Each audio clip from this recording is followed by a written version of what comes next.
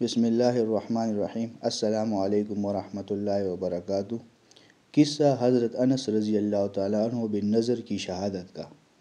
حضرت انس بن نضر رضی اللہ تعالیٰ عنہ ایک صحابی تھے جو بدر کی لڑائی میں شریک نہیں ہو سکے تھے۔ ان کو اس چیز کا صدمہ تھا، اس پر اپنے نفس کو ملامت کرتے تھے کہ اسلام کی پہلی عظیم الشان لڑائی اور تو اس میں شریک نہ ہو سکا۔ اس کی تمنا تھی کہ کوئی دوسری لڑائی ہو تو حوصلے پورے کروں۔ اتفاق سے احد کی لڑائی پیش آ گئی جس میں یہ بڑی بہادری اور دلیری سے شریک ہوئے۔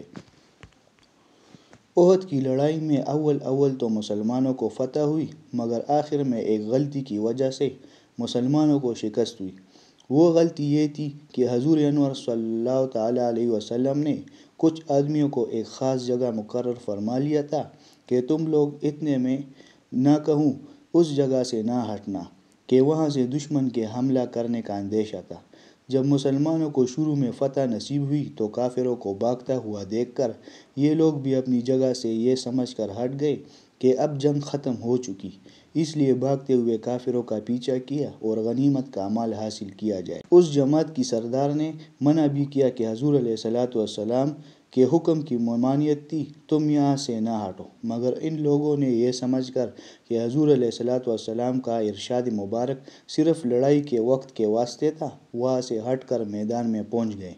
بھاگتے ہوئے کافروں نے اس جگہ کو خالی دیکھ کر اس طرف سے آ کر حملہ کر دیا۔ مسلمان بے فکر تھے، اس اچانک بے خبری کے حملے سے مغلوب ہو گئے اور دونوں طرف سے کافروں کے بیچ میں آ گئے، جس کی وجہ سے ادھر ادھر پریشان بھاگ رہے تھے۔ حضرت انس رضی اللہ تعالیٰ عنہ نے دیکھا کہ سامنے سے ایک دوسرے صحابی حضرت سعد رضی اللہ تعالیٰ عنہ بن معاذ آ رہے ہیں۔ ان سے کہا، اے سعد، کہاں جا رہے ہو؟ خدا کی قسم جنت کی خوشبو احد کے پہاڑ سے آ رہی ہے۔ یہ کہہ کر تلوار تو ہاتھ میں تھی ہی کافروں کے ہجوم میں گھس گئے اور جتنے تک شہید نہیں ہوئے تھے واپس نہیں ہوئے۔ شہادت کے بعد ان کے بدن کو دیکھا گیا تو چلنی ہو گیا تھا۔ 80 سے زیادہ زخم تیر اور تلوار کے بدن پر تھے۔ ان کی بہن نے انگلیوں کے پوروں سے ان کو پہچانا۔ جو لوگ اخلاص اور سچی طلب کے ساتھ اللہ جل شانہ کے کام میں لگ جاتے ہیں ان کو دنیا ہی میں جنت کا مزہ آنے لگتا ہے۔ یہ حضرت انس رضی اللہ تعالیٰ عنہ زندگی میں ہی جنت کی خوشبو سونگھ رہے تھے۔ اگر اخلاص آدمی میں ہو جائے تو دنیا میں بھی جنت کا مزہ آنے لگتا ہے۔ میں نے ایک معتبر شخص سے جو حضرت اقدس مولانا شاہ عبد الرحیم صاحب رحمۃ اللہ علیہ کے مخلص خادم ہیں، حضرت کا مقولہ سنا ہے کہ جنت کا مزہ آ رہا ہے۔